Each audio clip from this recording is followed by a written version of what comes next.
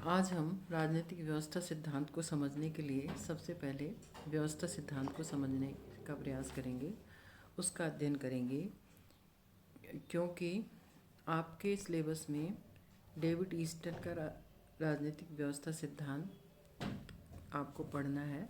लेकिन David Easton के राजनीतिक व्यवस्था सिद्धांत को पढ़ने से पहले हमें सामान्यतः व्यवस्था सिद्धांत का जो पृष्ठभूमि है, उसके अंदर क्या मूल मान्यताएं हैं, विशेषताएं हैं, उसको अगर हम अच्छे से समझ लेंगे तो डेविड ईस्टन का जो राजनीतिक व्यवस्था सिद्धांत है उसको समझने में हमें आसानी होगी।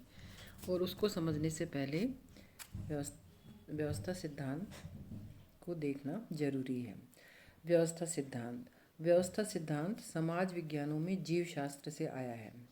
मानव शास्त्र, समाजशास्त्र और मनोविज्ञान में इसके प्रचलन से प्रेरित होकर इस अवधारणा को राजनीति शास्त्र में भी प्रयुक्त करने का सर्वप्रथम प्रयास डेविड ईस्टन ने किया।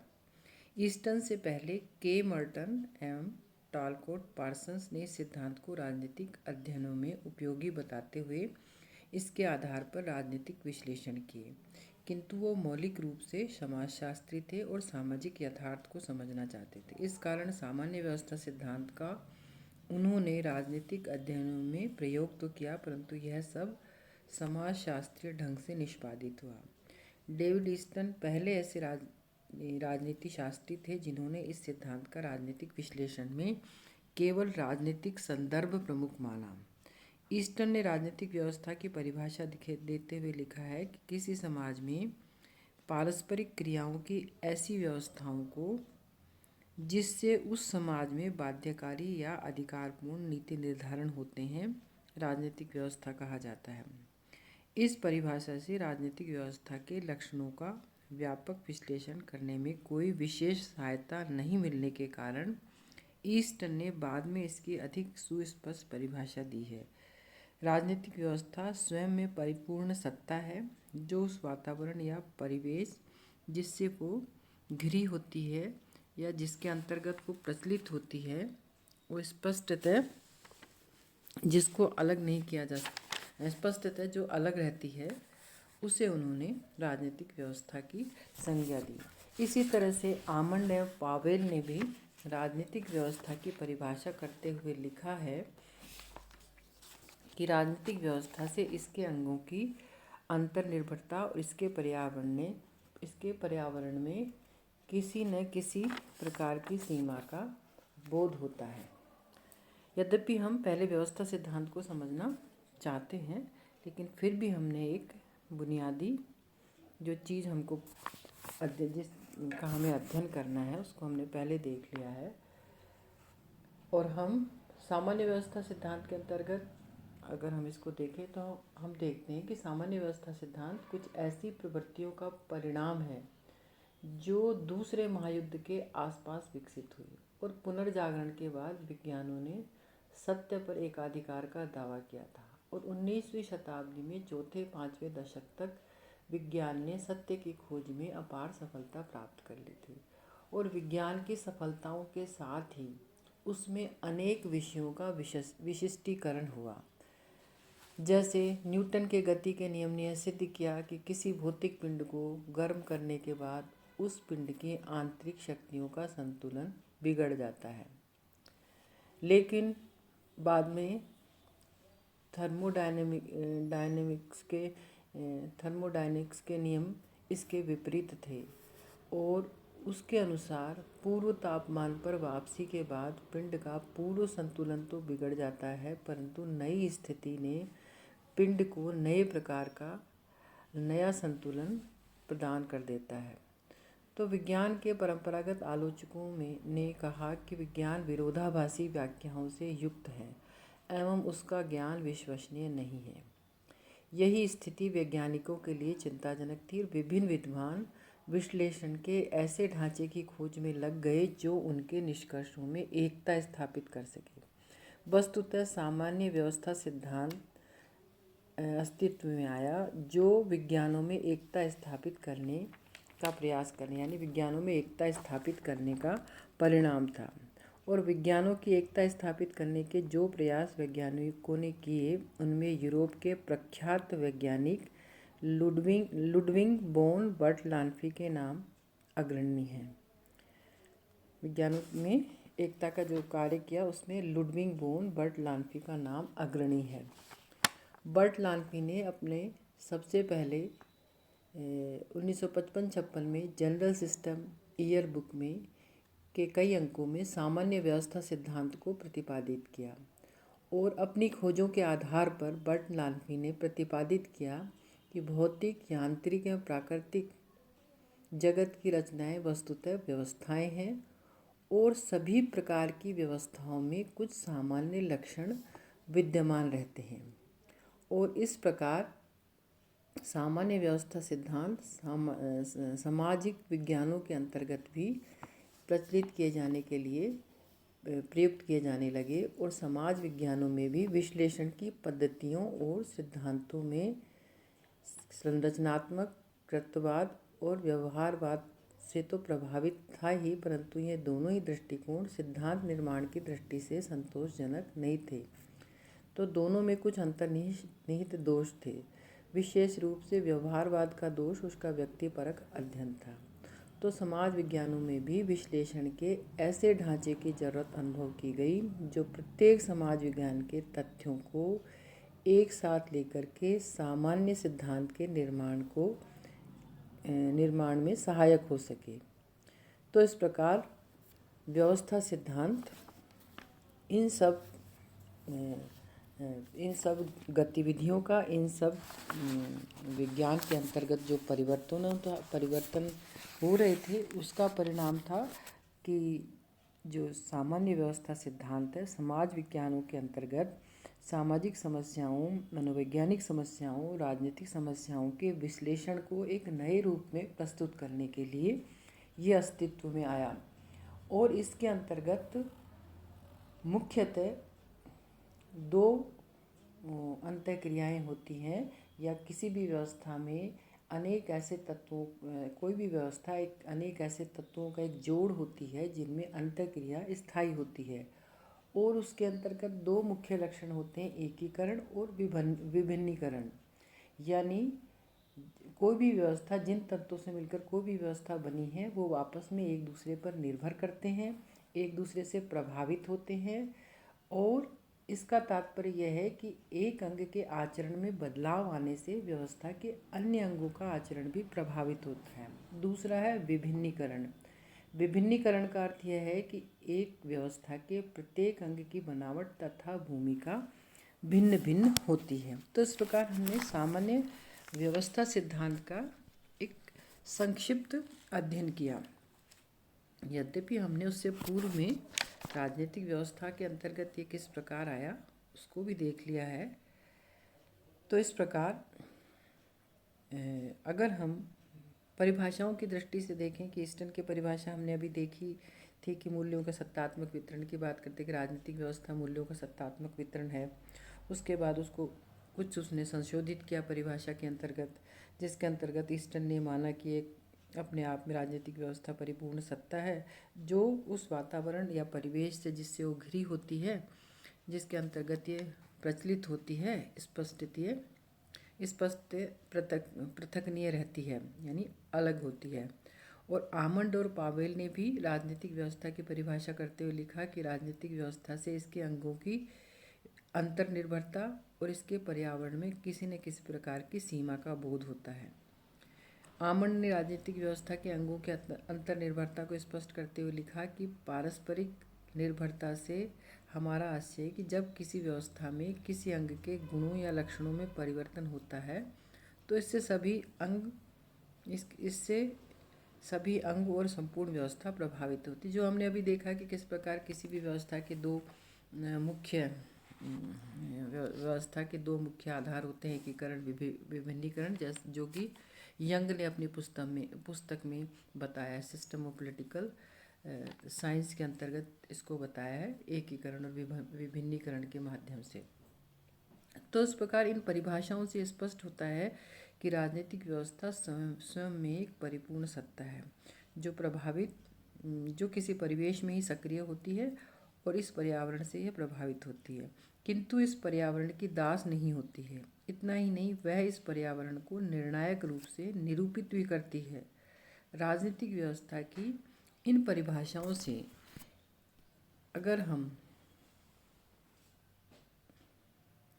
इसके लक्षणों को देखें तो हम देखते हैं कि राजनीतिक व्यवस्था के अंतर्गत कुछ बुनियादी लक्षण हैं। पहला, राजनीतिक व्यवस्था के विभिन्न भाग अंतर संबंधित होती हैं, यानी राजनीतिक व्यवस्था के जो भी तत्व होते हैं वो अपने आप में एक दूसरे पर अंतर्निर्भर होते हैं और उसमें होने वाले किसी भी परिवर्तन का प्रभाव उसके समस्त अंगों पर पड़ता है और सारी व्यवस्था पर वो प्रभाव डालता है। और इसके अंतर्गत ये जो प्रभाव है वो व्यवस्था को मजबूत भी कर सकते हैं, वो व्यवस्था में तनाव भी दे सकते हैं, वो व्यवस्था को तोड़ भी सकते हैं। दूसरा, राजनीतिक व्यवस्था की एक सीमा होती है कि कोई भी व्यवस्था या राजनीतिक व्यवस्था कहीं से शुरू होती है और कहीं ना कहीं वो खत्म होती हैं, परंतु ये स्वायत्त भी होती हैं और इसकी सीमा राज्य की सीमा जैसे नहीं होती है। इसकी सीमा व्यक्तियों, संस्थाओं या भूभाग से संबंधित नहीं होता है, वरन उसके अंतर्गत क्रियाशील व्यक्तियों की भूमिका या उस राजनीतिक व्यवस्था में जो भी क्रियाएं संपन्न होती हैं उससे निर्धारित होती है। तो राजनीतिक व्यवस्था की सीमा का अर्थ है कि राजनीतिक व्यवस्था के भाग भी राजनीतिक व्यवस्था के भागों की राजनीतिक भूमिकाओं से लिया जाता है कि उस राजनीतिक व्यवस्था में कौन से राजनीतिक कार्य, कौन सी राजनीतिक क्रियाएं संपन्न हो रही हैं। जैसे एक किसान हल जोतते समय राजनीतिक व्यवस्था का भाग या उसकी सीमा में नहीं आता, परंतु वोट देते समय, वो राजनीतिक विषयों पर चर्चा करते समय राजनीतिक व्यवस्था की सीमा में समाविष्ट हो जाता है। तो व्यक्तियों की, संस्थाओं की, समूहों की जो विभिन्न भूमिकाएं हैं जो उस राजनीतिक व्यवस्था के अंतर्गत जब क्रियाशील होती हैं उसको क्रियाशील बनाने के लिए, चाहे वोट देने की बात हो, चाहे राजनीतिक विषयों पर चर्चा से संबंधित बात हो या किन्हीं भी सरकार की नीतियों का विरोध या पक्ष रखना हो, ये सब चीज़ें राजनीतिक व्यवस्था की क्रियाशीलता की सीमा को बताते हैं। तीसरा है राजनीतिक व्यवस्था का पर्यावरण। हर राजनीतिक व्यवस्था कई प्रकार के पर्यावरणों से घिरी रहती है और उस परिवेश के अंतर्गत ही सक्रिय रहती है। इस पर्यावरण में विभिन्न प्रकार के धार्मिक, आर्थिक, सामाजिक, सांस्कृतिक, पारिस्थितिक, राष्ट्र का व्यक्तित्व या सांख्यिकीय व्यवस्थाएं हो सकती हैं। विशेष रूप से ये समस्त जो पहलू हैं वो राजनीतिक व्यवस्था के पर्यावरण के अंतर्गत क्रियाशील रहते हैं और राजनीतिक व्यवस्था अपने आसपास घिरी हुई इन समस्त पहलुओं से या पर्यावरण की समस्त पर्यावरण के जो तत्व हैं या व्यवस्थाएं हैं उनसे प्रभावित होती है और उसे प्रभावित भी करती है। तो इस प्रकार राजनीतिक व्यवस्था का पर्यावरण होता है। और नेक्स्ट है बाध्यकारी शक्ति का प्रयोग। राजनीतिक व्यवस्था के अंतर्गत या जो अन्य सभी व्यवस्थाओं में भी जो अन्य जो व्यवस्थाएं हैं और जो राजनीतिक व्यवस्था है उसमें अगर विभेद पाते हैं तो एकमात्र विभेद यही है कि राजनीतिक व्यवस्था अन्य सभी व्यवस्थाओं से अलग इसलिए है कि उसके पास औचित्यपूर्ण बाध्यकारी शक्ति है और अन्य व्यवस्थाओं को आदेश देने वाली शक्ति है, जबकि अन्य व्यवस्थाओं के अंतर्गत हम इन का अभाव पाते हैं। केवल राजनीतिक व्यवस्था में ही यह विशेषता है कि उसके पास बाध्यकारी औचित्यपूर्ण शक्ति है जो अन्य व्यवस्थाओं को भी आदेश देती है। इसीलिए ईस्टर ने राजनीतिक व्यवस्था को मूल्यों का आधिकारिक वितरक कहा। तो इस प्रकार व्यवस्था सिद्धांत को ब्रीफ में देखते हुए हमने राजनीतिक व्यवस्था की मूल लक्षण देखे। अब कुछ इसकी विशेषताएं भी हम इसके अंतर्गत देखेंगे। डाहल ने कुछ विशेषताओं का विवेचन किया। रॉबर्ट डाहल ने सबसे पहला, राजनीतिक स्रोतों का असमान नियंत्रण। किसी भी व्यवस्था के अंतर्गत, राजनीतिक व्यवस्था के अंतर्गत राजनीतिक स्रोतों का समान वितरण नहीं होता, असमान वितरण होता है, क्योंकि व्यक्तियों में मौलिक अंतर होता है। व्यक्ति प्राकृतिक रूप से, सामाजिक रूप से, सम्मान की दृष्टि से और व्यक्तित्व की दृष्टि से हर पहलू से भिन्न भिन्न होते हैं। तो व्यक्तियों में मौलिक अंतर होता है, न केवल प्राकृतिक स्तर पर, बौद्धिक स्तर पर, वरन सामाजिक, धन, यश, सम्मान, संपदा, हर तरह से अंतर होता है। इसलिए राजनीतिक स्रोतों का वितरण भी इस कारण से समान नहीं होता। जो व्यक्ति जितना सक्षम होता है, जो समूह, जो संस्थाएं जितनी ज़्यादा सक्षम और समृद्ध होती हैं, वो उन स्रोतों पर उतना ही अधिक अपना स्वामित्व स्थापित करते हैं या नियंत्रण स्थापित करते हैं, जिस जिस प्रकार की उनमें सामर्थ्य होती है। तो इस प्रकार राजनीतिक स्रोतों का असमान नियंत्रण, राजनीतिक व्यवस्थाओं में राजनीतिक स्रोतों का असमान नियंत्रण होता है। दूसरा, राजनीतिक प्रभाव की खोज या तलाश। हर व्यक्ति राजनीतिक शक्ति को किसी न किसी रूप में अपने उद्देश्य की प्राप्ति में प्रयुक्त करने की कोशिश करता है। यानी हर व्यक्ति राजनीतिक प्रभाव प्राप्त करने के लिए प्रयत्नशील रहता है कि जो राजनीतिक शक्ति है उसको अपने लाभ के लिए, अपने उद्देश्यों के लिए कैसे काम में लिया जा सकता है। तीसरा, राजनीतिक प्रभाव का असमान वितरण।